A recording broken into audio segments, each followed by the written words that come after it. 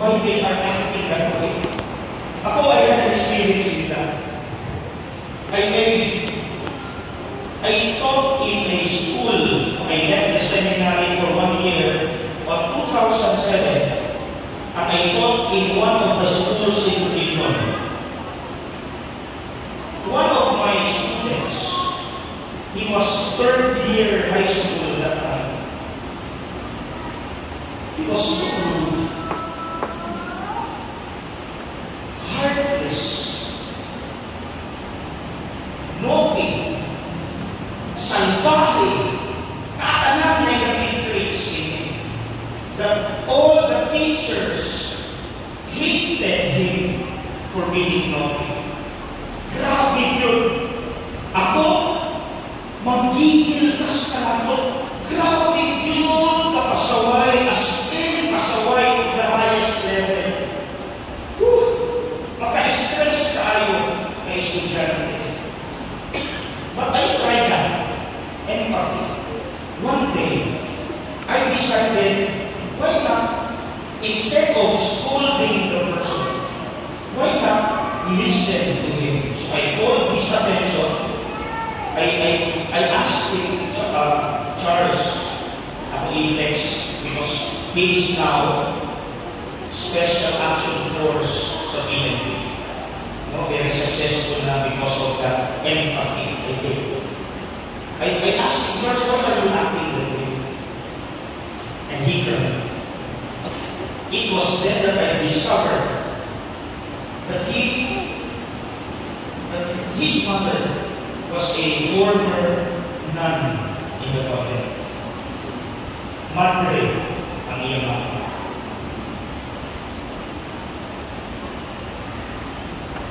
Bakit kaayo ang exit sa iyang mama sa kumbento kay Lagos o siya ang anak. In other words, di paangkan ng iyang mama, igawa sa kumbento, igawa sa pagpapalito. Isipin, muna ang mama is always crying. We even call the mother Dolorosa because she is always sorrowful because of what happened to her. Plus, I learned from the student that his, what do we call that mama? Stepfather, sigit pulatahon niya mama.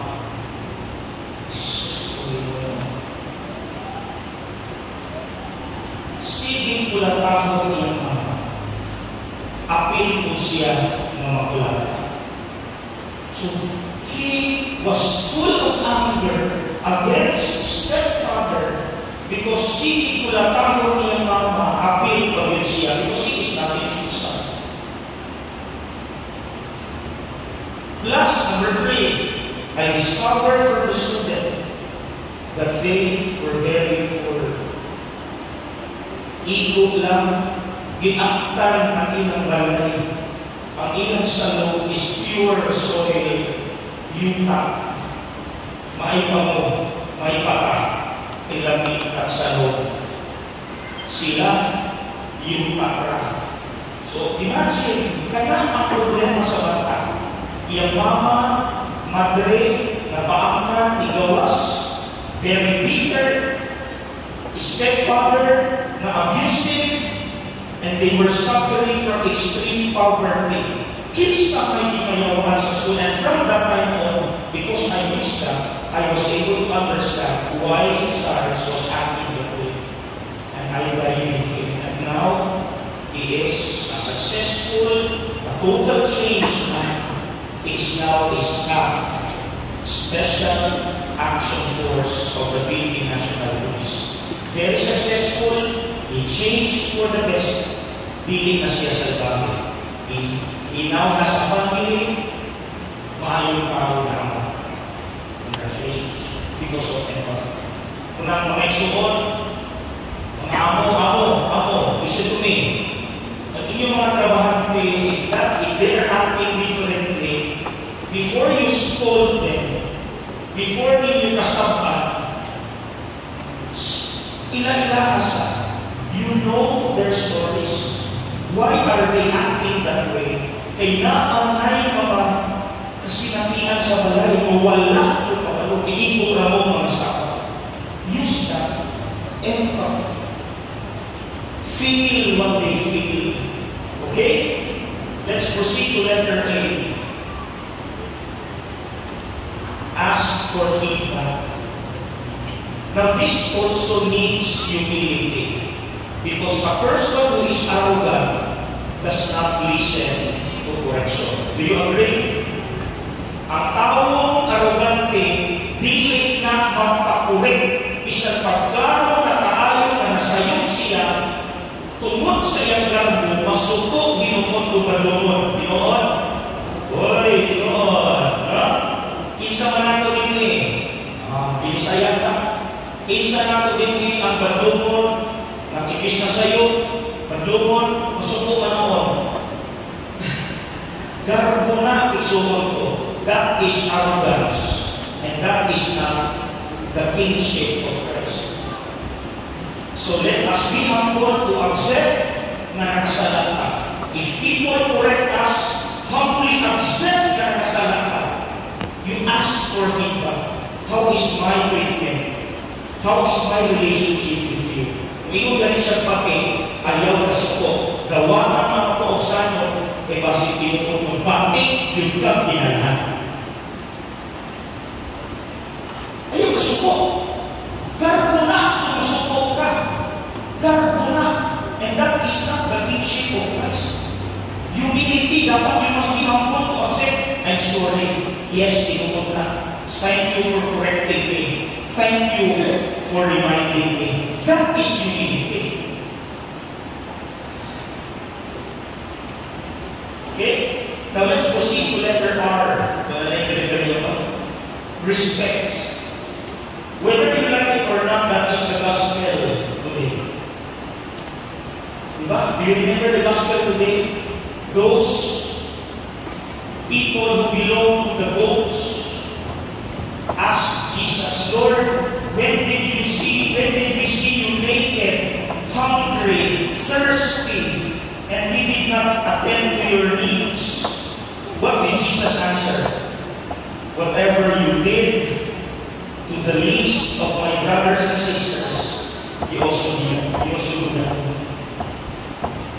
Ano man ang iyong ginagawa sa iyong kapatid, ay siya rin ginagawa mo sa akin. It's a song, banal na aso. We must respect each and everyone equally. We must respect the person, not the status of the person. Pero unfortunately, many of us respect the status, not the person. Basta ganit nato, respetahan. Pero ganit na natong dalikan ng kasabahan, ato ang kasabahan. One time, nagsunod ko sa Liplasa, ako pinag-share niyo if it's okay with you.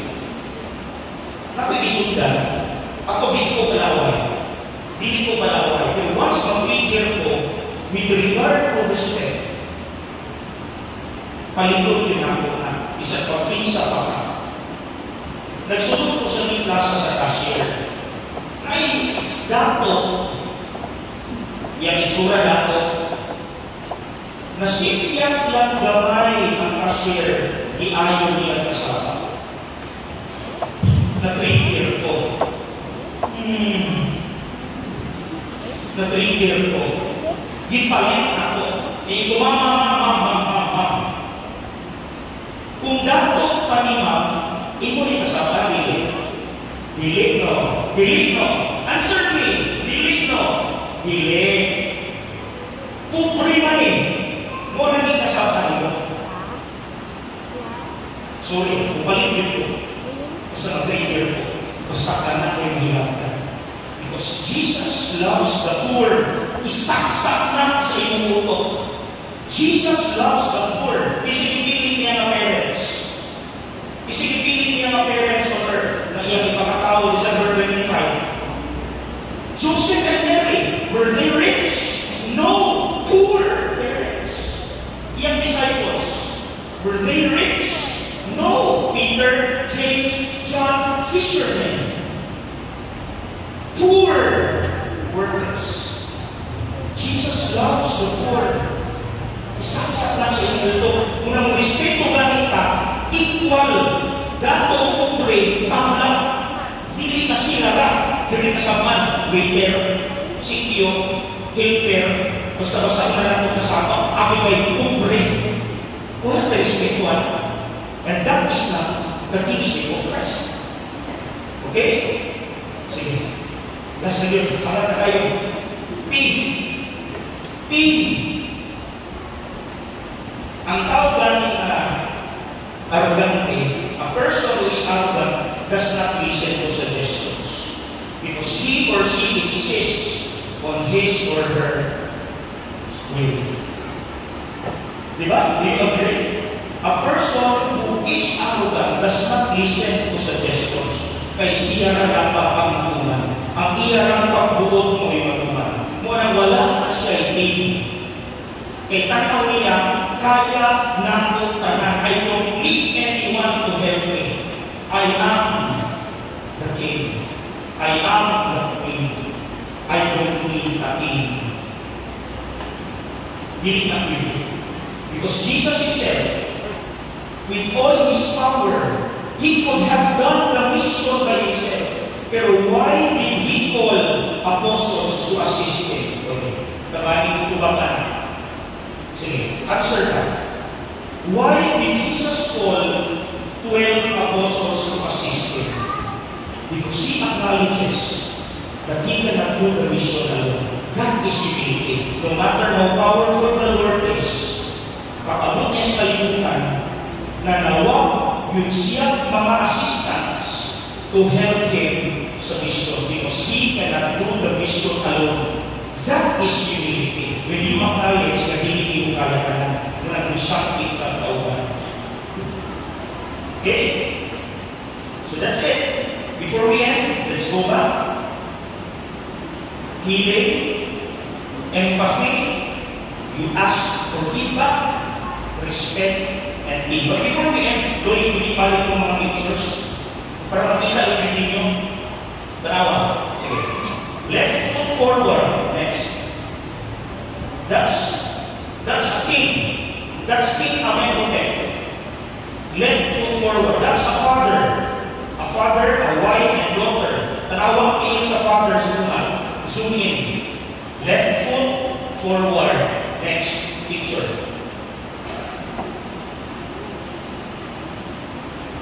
That's a woman. Tanawa yung tail. Zoom in. Left foot forward. Next picture. That's a nobleman. Tanawa yung tail. Left foot forward. Next. That's a nobleman. Tanawa yung tail. Left foot forward. Next. That's a God. Ang ulo ng God. Ang lawas tao. That's a God. Tanawa tail sa yung God. Left foot forward. Next. That's a king and queen. A pharaoh and queen. Tanawa yung mga king. Left foot forward. Next. That's a God. God. Tanawa king. Left foot forward. That's another God. Tanawa king. Left foot forward. Heart. Please all stand.